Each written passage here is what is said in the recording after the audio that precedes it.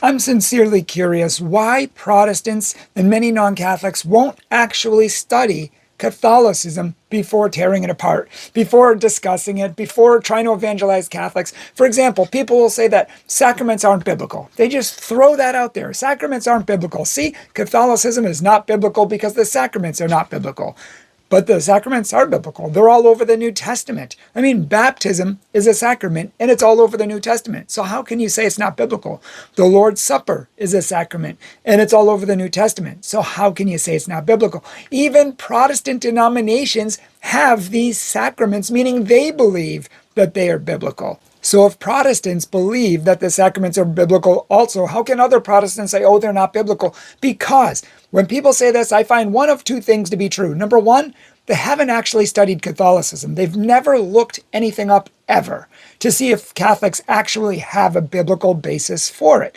So number one, they haven't studied Catholicism. Or number two, they don't know the Bible well. Or number three, both. They don't know the Bible or Catholicism. And they haven't taken any time to say, hey, why do Catholics think that sacraments are biblical? Is there a biblical basis for sacraments? Before I go tear them apart, before I yell and scream and condemn them to hell, before I do this and that, shouldn't I go look it up first? And the answer is yes, you should do your research first.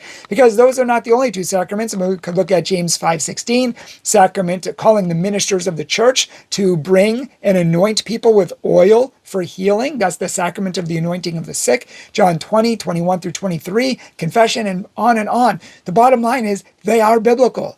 And it's really sad to me that people won't do the research first. Just because you want something to be wrong doesn't mean it is.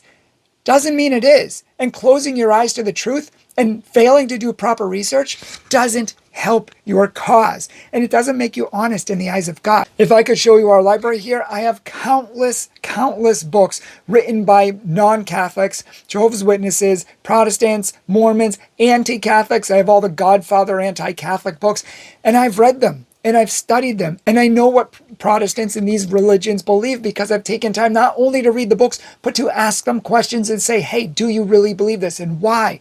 I feel like that's not done in return to Catholics. And I feel like people really need to be honest before God and before others if you want to evangelize. Do your research.